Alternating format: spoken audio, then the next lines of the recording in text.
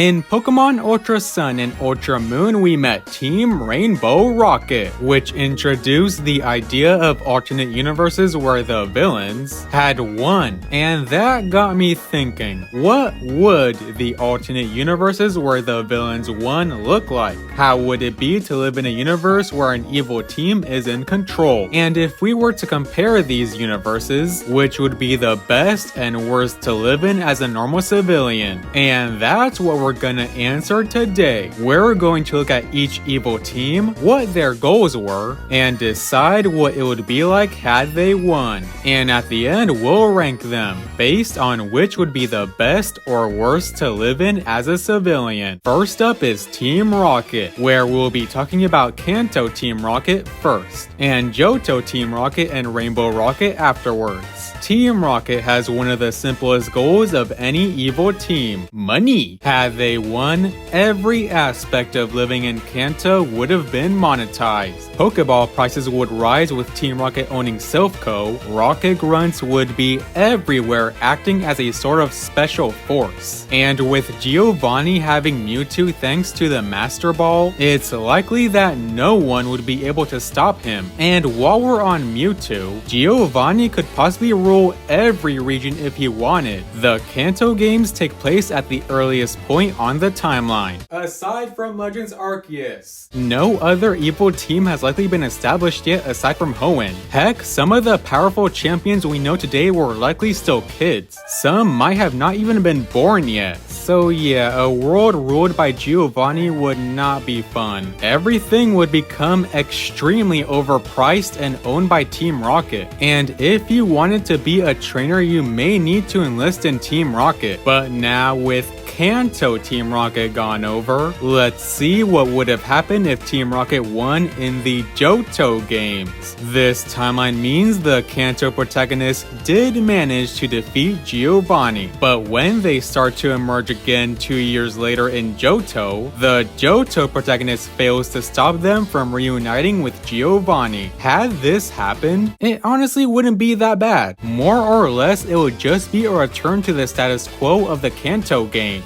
Sure, Giovanni and Team Rocket have gotten stronger over the time skip, but so has everyone else, including Red, who presumably caught Mewtwo in this timeline. Anyways, let's end off Team Rocket with Team Rainbow Rocket. Had the Alola protagonists failed to stop Team Rainbow Rocket, they would have been free to travel the multiverse and take them over. Maybe one of the other evil team leaders could have tried to usurp Giovanni, but Giovanni probably planned for that, seeing as how he's the only evil team leader with Mega Evolution. Plus, with how loyal Rocket Grunts have shown to be to Giovanni, I'm not sure they'd be keen on some weirdo in D&D cosplay taking over. But now we fully cover Team Rocket, so let's head to Hoenn and see what would have happened had either Team Magma or Team Aqua won. First, Team Magma. Team Magma's plan was to summon Groudon and increase the landmass. However, Maxie ended up using the blue orb on the red Pokemon, causing Groudon to go crazy and raise the heat beyond what Maxie wanted. So if the Hoenn protagonist didn't stop Groudon, the world would have ended. But we're talking about what if the evil teams succeeded in their plans. So what would have happened if Maxie had full control over Groudon? Well, Maxie would have increased landmass as he planned, causing Hoenn to go from an island-type region to more of a desert area. And if Maxie could have kept Groudon's drought ability under control, I guess that's about it. There would likely be many Pokemon who would die with decreased water, and the quality of life would go down with the region becoming hotter. As for Team Magma after that,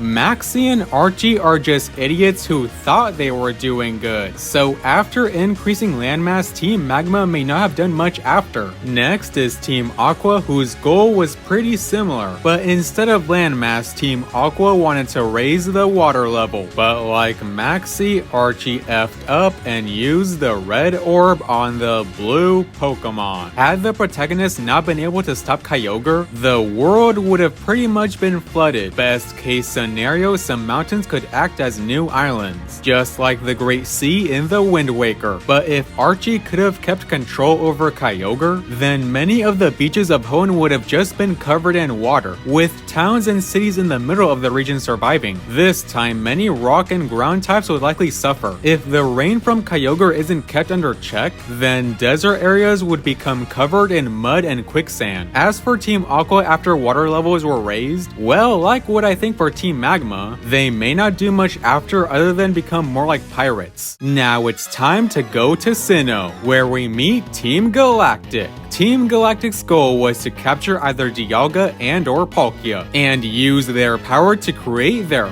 perfect universe. But of course, the leader of Team Galactic, Cyrus, was just using the Team Galactic members. Ultimately, he only planned on creating a new universe for himself. So had Cyrus won, well, that would be it. In Legends Arceus, Volo, who had the same goal as Cyrus, outright says that creating a new universe erases the old one. So had Cyrus won, he would have gotten his perfect universe. One where he was the only inhabitant, and everything and everyone else would have been erased from existence. So I think we can just head to Unova and meet Team Plasma. We'll be talking about what if Team Plasma won in Black and White, but also if they instead won 2 years later in Black 2 and White 2. In the first game, Team Plasma's goal was to get N to be champion. From there, he would command all trainers to release their Pokémon. But also, we know that, like Team Galactic, the true leader had ulterior goals. Ghetsis' goal was to get N to be champion, but he would ultimately puppet N to do whatever he wanted. And if N were to have gone suspicious, Ghetsis raised the Hydreigon to specifically sweep N's team, including his box art legendary. From that point, Ghetsis would be able to control Unova the way he wanted, and with no other trainers left, no one could have really stopped him. Though while Ghetsis would be in control of Unova, it's possible that visiting trainers from another region, like wow, I don't know, Cynthia, could have stepped in and stopped Ghetsis from gaining further control. But what if Team Plasma was defeated by the Black and White protagonist, but then succeeded against the Black 2 White 2 protagonist? Well, it would end up the same as if they won in the first game. After all, Ghetsis' goal was still the same in Black 2 and White 2, but Ghetsis himself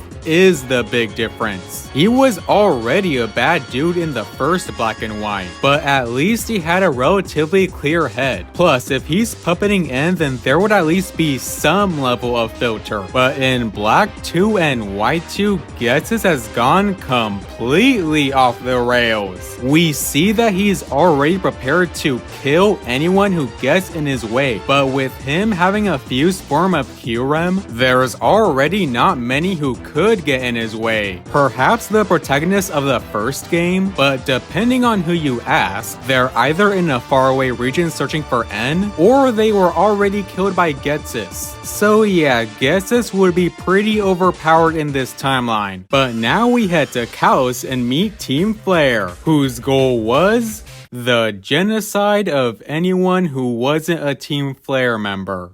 Lysander believed that the current Pokemon world, and especially the broke people, was ugly and he should do his part as a beautiful person and erase that. You might be wondering, how much does it cost to join Team Flare? Oh, only a small donation of about 5 million Pokédollars. And if we say that Pokédollars are equivalent to Japanese yen, then it costs over 33,000 US dollars to join. Team Flare also wanted to wipe out Pokemon alongside poor people, believing that people would always try to misuse their power. So what if Team Flare won? Well, ironically, it would technically lead to the world Lysander envisioned, one that was built on the blood of innocent lives. But you know, that's just called being an American. With all Team Flare members being rich, there would indeed be no poverty. And without Pokemon, there would be less potential for people like Ghetsis. Plus, Team Flare would probably whitewash their dirty deeds to their kids, making them believe the world was always like this. Now we head to Alola and meet their evil team, Team Skull. Oh, this will be fun. Team Skull's goal was to disrupt the island trial. Team Skull is entirely built up of trainers who failed said island trial, and therefore hold a grudge against it and don't want a league forming. Their leader Guzma especially, who in the anime participate in the Alola League, all to become champion and immediately tear it all down. Had they won and caused enough trouble to do this, well, nothing much would have changed. The islands would have just stayed the way they were before, and Alola's culture wouldn't evolve to include a Pokemon League. Maybe you could say they could turn more towns into places like Po Town, but again, this is a team made up of failed trainers. I'm sure the island kahunas and trial captains could protect their homes, but you know, Team Skull isn't the only evil team representation Alola has. Sure, it's the only one specifically called an evil team, but the Aether Foundation also fills this role, in some aspects better than Team Skull. Now, the main core of the Foundation wanted to help injured Pokemon, but like evil teams before, their leader Lusamine had ulterior goals. Lusamine wanted to catch and study Ultra Beasts. At least I think. I'll be honest, I zoned out of the Sun and Moon story. I also don't even know if Lusamine counts as evil in the Ultra games, but I guess if the player couldn't be Lusamine in Sun and Moon, she would still be fused with Nihilego, and if she won in the Ultra games, she and Guzma would be the ones who defeated Ultra Necrozma. Now we enter Galar, where we meet the most despicable evil team. A bunch of teenagers cower as they make sure a little baby snake gets a nice snap, weep in fear as they respect their elders, poo-poo your pants as they make sure a turtle gets to swim peacefully, and worst of all, their ultimate goal.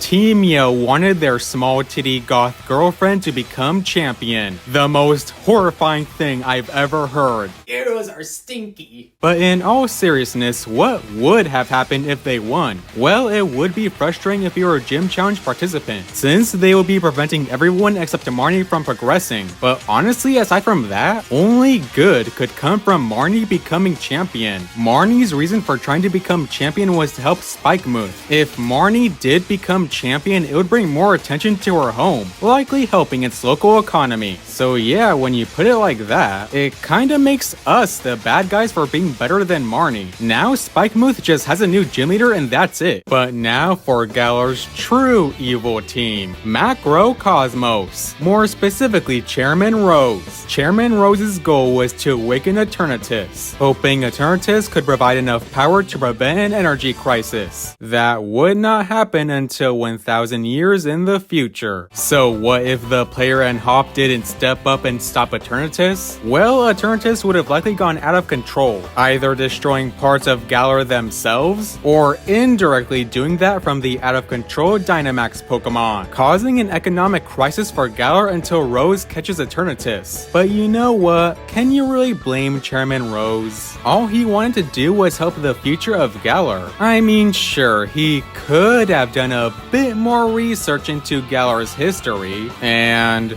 realized that Regieleki was a thing, or maybe he could have taken a trip to Sinnoh and caught a few dozen Electivire. But you know what? It's the thought that counts. Now, finally, we end this discussion in Paldea, where we meet Team Star. Had Team Star won, or the player just did not care and reported Penny's federal crime, it would not have ended well. For Team Star themselves, Team Star is built up of students who were bullied, and since the administrators didn't do anything about that, they decided to band together and become the bullies themselves. But in doing so, they threw their academic careers down the drain, leading to them being at risk of being expelled. So had the player not done anything, that would just happen. Team Star members would get expelled, and whatever their parents spent on their schooling would be wasted. But I mean, if you're not related to a Team Star member, then what do you care? I mean, better someone else's kid than your own, am I right? So with all the evil teams gone over, which universe would be the best and worst to live in as a civilian? Tied for best are Team Skull, Team Yell, and Team Star. For all of them, you could stay pretty unaffected by their antics, especially if you don't even live in the regions they're in. But even if you do, they're pretty harmless anyways. Next is Johto Team Rocket. Hey Red, Team Rocket's back. Get 'em. Above this tier would be the Aether Foundation. I guess these timelines suck for Lily, but oh well. Next would be Kanto Team Rocket and Team Plasma. In either of these universes, you would live in the control of these teams. Kanto Team Rocket is probably even worse though. The timeline would allow Giovanni to take over other regions. Next, there's Team Rainbow Rocket, who has the potential to take over multiple universes. But also, hey Red and Cynthia, Team Rocket and Cyrus are back. Get 'em. In the next tier, we have Team Magma, Team Aqua, and Macrocosmos. These universes involve their retrospective regions being destroyed. Weird that in these cases, the leaders genuinely think they're doing good. Above that, we have Team Flare. Would the world Team Flare wants technically be more peaceful? Maybe, but it would also be a world built on genocide. Finally is the universe where Team Galactic won, which would be the worst universe to live in as a civilian because you would literally cease to exist. And there you have it, folks. All the universes where the evil teams had won. What do you think about my interpretations of these universes? What about my ranking for which universe would be the best to live in? How do your interpretations of these differ? Let me know in the comments below. Have a nice day, you wonderful people.